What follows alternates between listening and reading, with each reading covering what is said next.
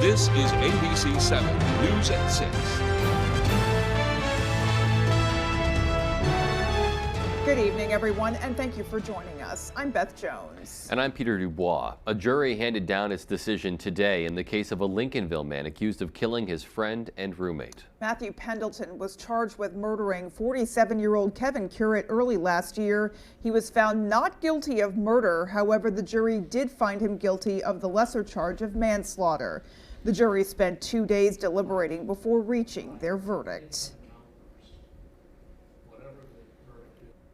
There's a certain level of disappointment in the outcome, but on the other hand, there was a finding that Mr. Pendleton was responsible for the death of Kevin Curett, so there is satisfaction in that. It's rare that someone charged with murder in Maine is found not guilty, and so we're delighted about that.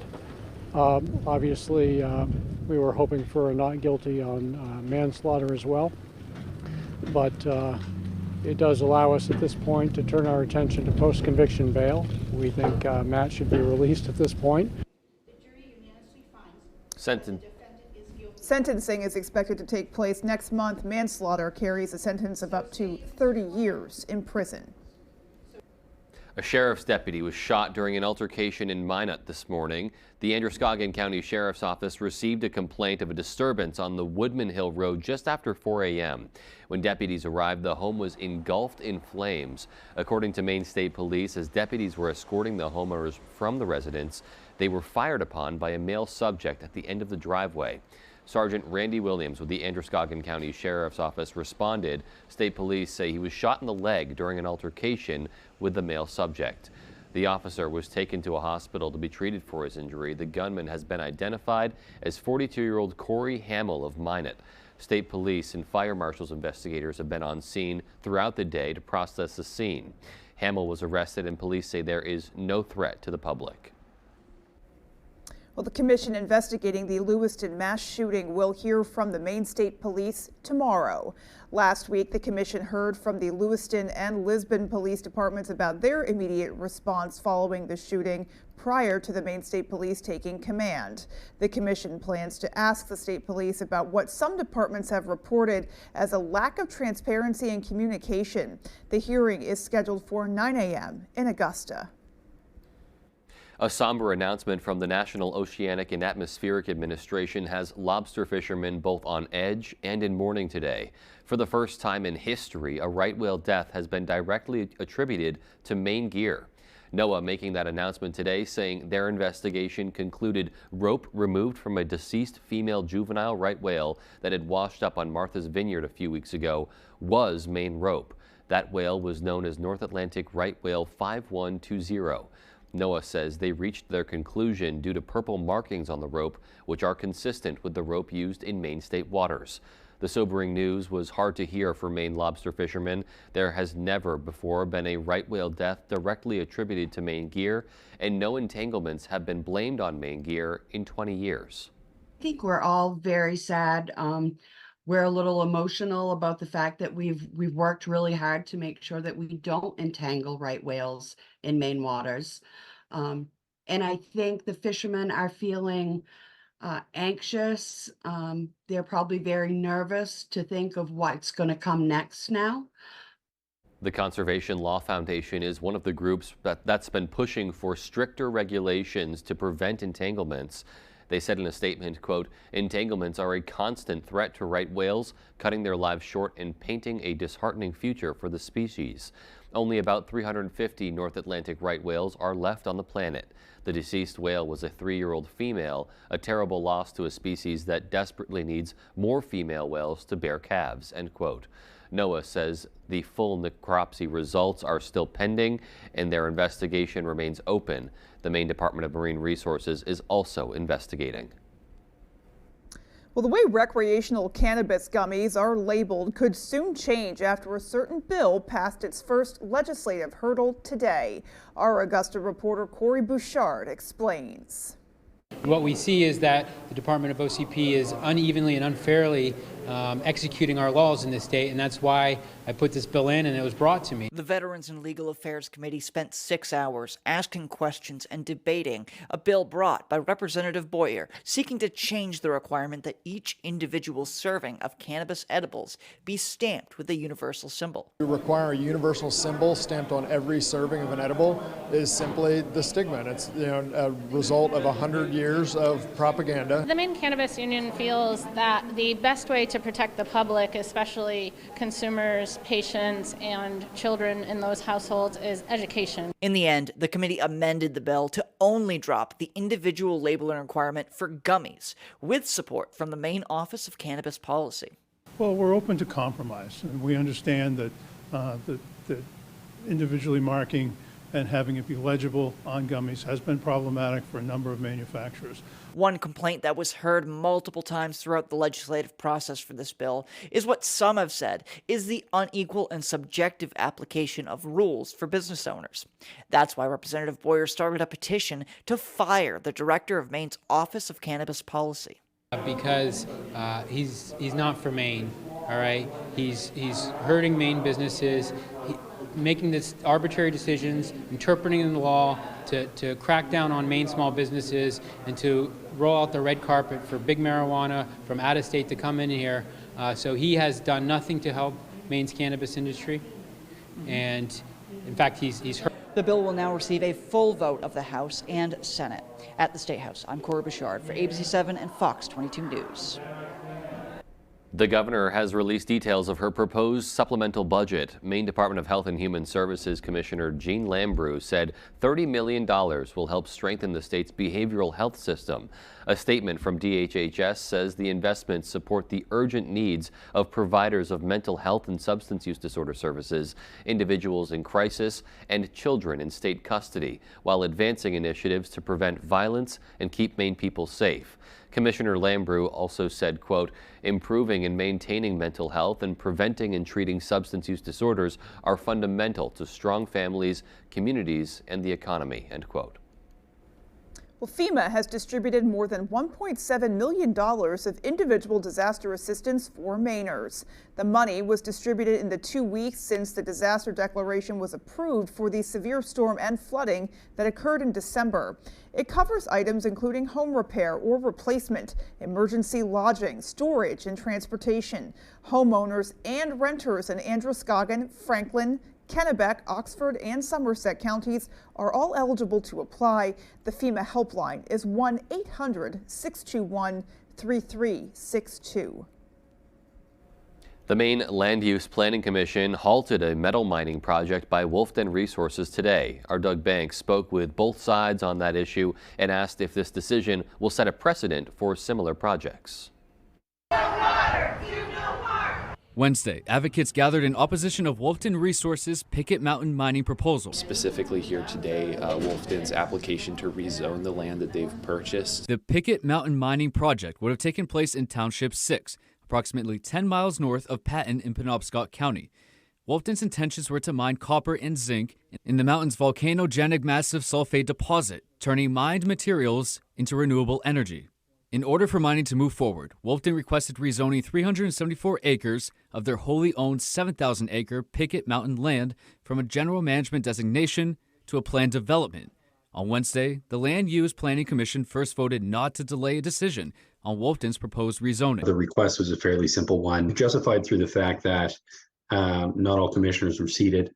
And frankly, Franklin County submitted their own letter suggesting that they would like a delay until they have an opportunity to be represented. LUPC's senior planner Tim Carr spoke before the commission. Carr and his staff said the project would endanger the region's waterways, natural habitat, and would not prove to be a sustainable land use.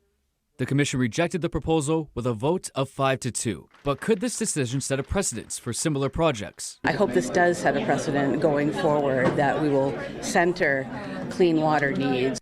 Others disagreed, stating these situations are evaluated on a case-by-case basis. If there were few issues that were different, we would have made a different decision. My initial inclination is I hope not. I hope some lessons are learned for sure. In Brewer, Doug Banks, ABC 7 and Fox 22 News. Looking outdoors today, it was quite a blustery day out there. Yeah, to say the definitely least. chilly, man. That wind kicked up and whew, all of a sudden it was cold. Oh yeah, it felt colder than it really was out there Yeah. too. Yeah. Alrighty, well, let's go ahead and get a first check of our forecast and see when those blustery winds are moving out of town. Thank you so much, Beth and Peter. Happy Valentine's Day to you guys and everybody watching. Now, what a cold start to the morning, right? Temperatures back at around 18 degrees in town. Up north, check out Greenville, single digits in the area. Of course, with a thicker snowpack, we're looking at a little bit cooler temperatures. Overall, though, high temperatures still. Mid-20s all over the area, even the coast. We saw Machias, Bar Harbor into Rockland, mid-20s outside. Now, we got Millinocket area, and of course, by Greenville, we are talking those low to mid-20s. Still staying well below freezing. Whatever snow is on the ground is going to be sticking around at least the next week or so. Of course, with the thicker snowpack up north, we're talking those darker blue colors into that purple area where some places are at around 6, 7, even up to 10 plus inches of snow. Here in town, just a little bit less than that. Of course, we're looking at a good 1 inch of snow on the ground. Now, overall, though, lots of clouds, but we're going to continue to see some decrease in clouds overnight tonight as temperatures really start to cool off back in those upper teens to lower 20s. Beth and Peter? The question is, does it actually feel like 20? Yeah. Or will it? Yeah, probably not. Here's hope. Well, we can dream. Coming up on ABC 7 News at 6, last Veterans Day, a Bangor vet won a life-changing prize. Our Grace Blanchard was there today when he was handed the keys to a brand new home. Stay tuned for that story and more as ABC 7 News at 6 continues. At Fisher Investments, we may look like other money managers, but we're different. How so? We're a fiduciary, obligated to act in our clients' best interest, so we don't sell any commission-based products. Then how do you make money? We have a simple management fee, structured so we do better when our clients do better. The clients really come first then, huh? Yes, we make them a top priority by getting to know their finances, family, health, lifestyle, and more. Wow, maybe we are different. At Fisher Investments, we're clearly different. At Living Innovations, we build community. You can be a part of it. We put supporting people first, and that builds a caring community within our workforce and for the people we serve. Living Innovations supports people with disabilities and has flexible work opportunities available. You could become a shared living provider and work from home, or help support people to be active in the community. To learn more, visit livinginnovations.com and check out our employment and home provider opportunities. Become a part of Living Innovations and be part of a community with a purpose. My father started a roofing company in the 1970s. Back when asbestos was still commonly used in Maine. When George was diagnosed with mesothelioma, we knew there wasn't a cure yet, but we knew he needed help. We called Joe Bornstein's office because this family means business. Their team is handling everything, representing Mainers who were victims of asbestos exposure. We highly recommend the law offices of Joe Bornstein. Call Joe today for a free case evaluation. There's never a fee unless you win. It's high school basketball season, and ABC 7 and Fox 22 are here to keep you up to date with your local scores and highlights during Friday Night Fast Break. Get out and support your hometown teams and look for our sports crew to get your own free Friday Night Fast Break t-shirt courtesy of Coastal Auto Parts, Colburn Shoe Store, Front Street Shipyard, Gifford Electric, Griffin's The Other Place, and Up in Smoke Fireworks. You're watching ABC 7 Bangor.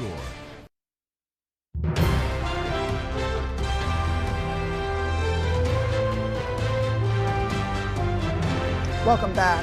This past Veterans Day, a military family was surprised to learn they were the winners of a life-changing gift. Well, today they were given the keys to a brand new home, and our Grace Blanchard has their story. What better way to set the tone for the Maine Woods development than to have a veteran and his family be the first occupants? An exciting day for Marine Corps veteran Daniel Farrow and his family as they were handed the keys to a brand new home. It's the culmination of a lot of hard work by a lot of people, but it shows you how great it can be when the community all comes together. This past fall, Farrow entered an essay contest, giving veterans an opportunity to win a home in the new Maine Woods Townhome subdivision in Bangor. It was very special to be part of. This is probably the coolest thing we've been involved in the 9 years we've been open. Doc Goodwin with the Maine Veterans Project says of the 62 essays submitted, Farrow's was the most compelling of them all. I think it was the organic, genuine sincerity of his message. He didn't doctor it up, he didn't hold back, he just told us who he was, who his family was, and what this home would mean to them. Farrow says he was hopeful but never expected to win. It doesn't feel real. It still hasn't really sunk in yet, I guess. It's gonna put us so far ahead in life. He said the only word that comes to mind during this experience is grateful. You've changed not only my life, but my family's life for the better, and I can never begin to repay that, but I'm going to try somehow. In Bangor, Grace Blanchard for ABC 7 and Fox 22 News.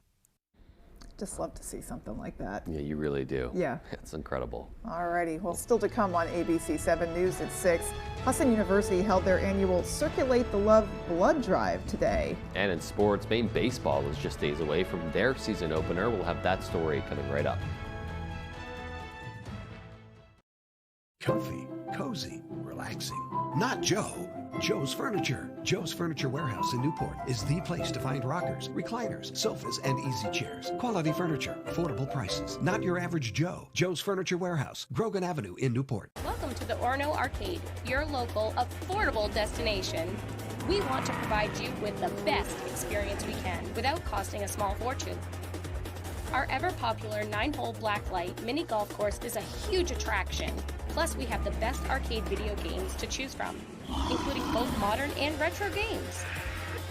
We have weeknight specials consisting of... We look forward to seeing you soon at the Orono Arcade. Gun Sports and Brewer knows that for fun, exercise, and meeting new friends, nothing is better than ice skating. Whether it's sailing down the ice, making a great pass, and scoring in a game of hockey, or the grace, strength, and expression of figure skating. From the youngest child all the way to adulthood, anyone can enjoy the fun of skating. At Gun Sports, we supply the equipment for your skating fun for great prices, the proper fit, and service after the sale. Shop your locally owned Gun Sports Shop, Greenpoint Road in Brewer. On April 8th, Maine will experience a total solar eclipse. ABC 7 and Fox 22 want you to see one of nature's most beautiful and rare sights in the sky. We'll let you know the best places to see the eclipse, how to safely view it, and let you know why it's so special.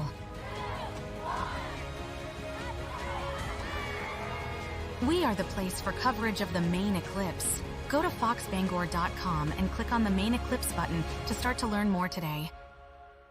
Durable, sturdy, stylish. Not Joe. Joe's Furniture. Joe's Furniture Warehouse in Newport is the place to find solid wood, built to last, made in Maine dressers, bureaus, and nightstands. Not your average Joe. Joe's Furniture Warehouse, Grogan Avenue in Newport. Tonight's sports is brought to you by the KG. Stop in for hunting and fishing supplies, apparel, and homemade food.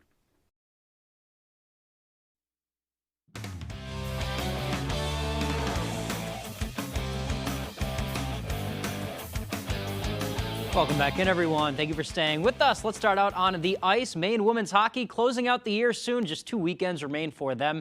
And this week, the university announced some great news for the program and for Maine women's hockey fans as well. The Black Bears are now just one of 7 Hockey East teams offering season ticket opportunities for their women's hockey program. The other schools being Boston University, UConn, Merrimack, New Hampshire, Northeastern, and Vermont. Season tickets go on sale starting March 19th. All of them are general admission tickets. Maine is currently 8, 14, and 2 in Hockey East play with 3 games to go before playoffs. And they say having tickets available for fans in the future is great for the program. I think it's a great thing. I think it just brings our program and kind of like our women's ice hockey out in the community more. So I think it's a great thing. All right, certainly great. Let's go to the baseball diamond now. Maine baseball begins their America East title defense on Friday afternoon in Florida against Pitt for opening day. The Black Bears are returning several All-America East players this year, including Player of the Year, first baseman Jeremiah Jenkins. With power guys like Jake Reynes and America East walks leader Quinn McDaniel not around this year, combined with his power and what he's been able to do these last few seasons, Jenkins says he's really been working at pitch selection, swinging at the right pitches this offseason.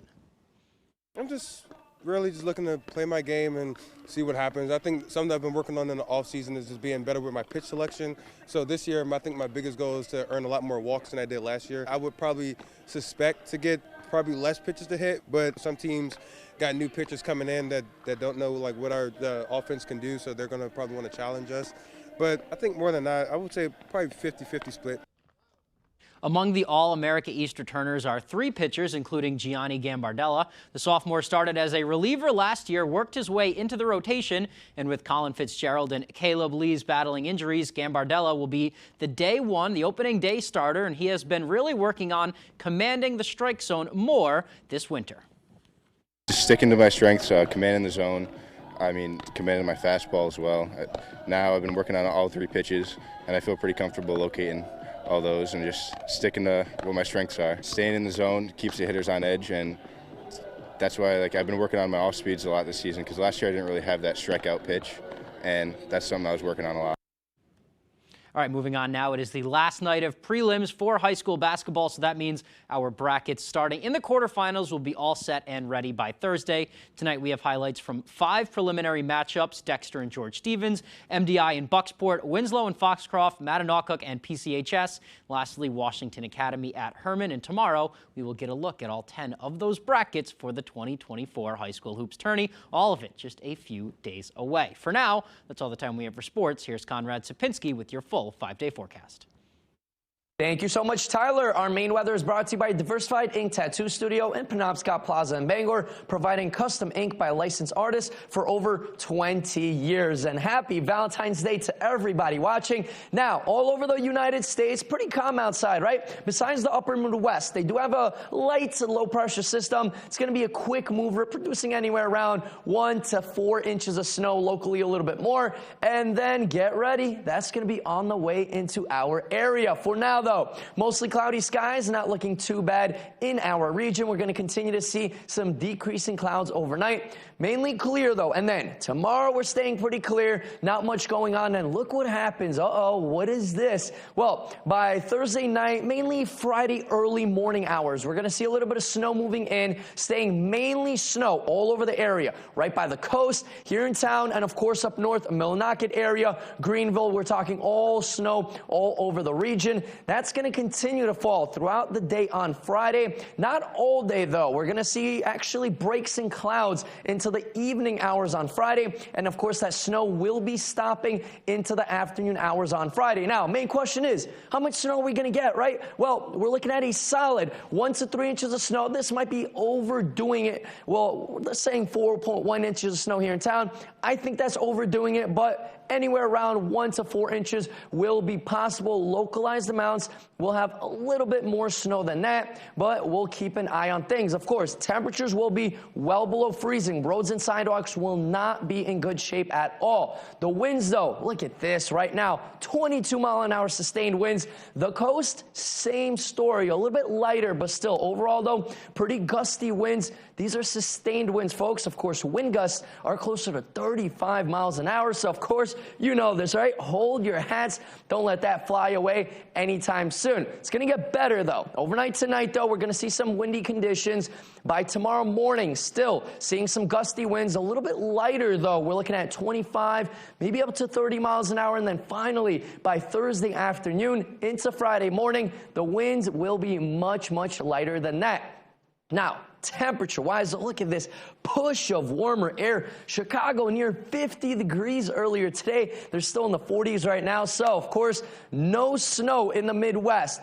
But that thing will change in the next couple of days. Temperature-wise, though, for us, we're going to stay near average, a couple of days below average. Other than that, near average temperatures. Then by middle of next week, we are looking at a little bit warmer air starting to move in. For tonight, though, mid-teens outside, decreasing clouds, and, of course, those windy conditions. For tomorrow, though, near freezing, right? Lots of sunshine, breezy conditions as well. Our extended forecast outlook does show snow in the area on Friday, and then we stay clear by the weekend. And chilly overnights. Yeah, yes. That is for sure. All right, All right. Conrad. Well, there's more to come after the break. Stay with us. You're stepping inside from a romp in the snow with the kids. Time to take the chill off with a cup of hot chocolate and a push of a button on a Fujitsu heat pump from Valley Home Services. Skip the worry of heating bills and call or visit valleymaine.com today to start saving. It's high school basketball season, and ABC7 and Fox 22 are here to keep you up to date with your local scores and highlights during Friday Night Fast Break. Get out and support your hometown teams and look for our sports crew to get your own free Friday Night Fast Break t-shirt courtesy of Black's Heat Pumps, John R. Crooker Agency, Osborne's Plumbing and Heating, Ray Plumbing and Heating, the Town of Bucksport, and Wardwell Construction.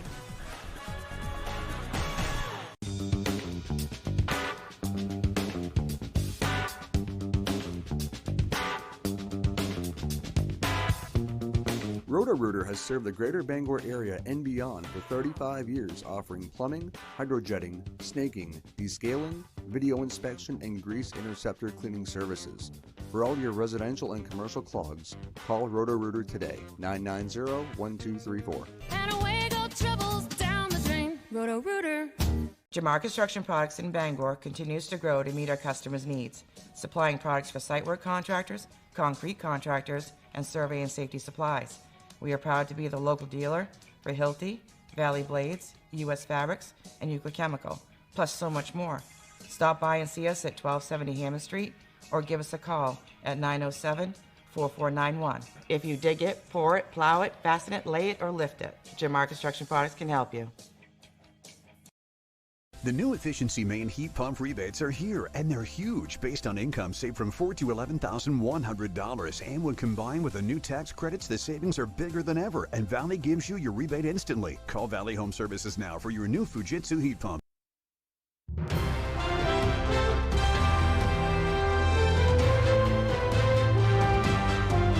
Welcome back, and finally tonight, this Valentine's Day, students at Husson University showed their love for the community by donating blood. Husson's annual Circulate the Love blood drive is organized by the university's student radio station. In partnership with the American Red Cross, they host 2 blood drives every year. Organizers say there is a critical need due to the lowest number of people giving blood in 2 decades. The university hopes to change that by introducing more students to blood donation. For a lot of young people that are coming to college or universities for the first time, they've maybe not donated blood before, they come and they donate, and hopefully they keep coming back. And so we literally bring the drive to their front door, so it's super easy for these students to become lifelong donors. To date, Husson blood drives have resulted in the donation of more than 700 units of blood. Although the drive was a one-day event, organizers say the need never ends. So if you'd like to donate, the information to schedule an appointment is right on our website, foxbangor.com. You hate hearing that, the donation count is at a 20-year low. That's just concerning on many levels. It really is. Yeah, the need's so great. So anyone who can donate, it's a great idea to get out there and help your community. Absolutely. All righty, folks, that is going to do it for us. From everybody here at ABC7, take care and good night. Good night, everyone.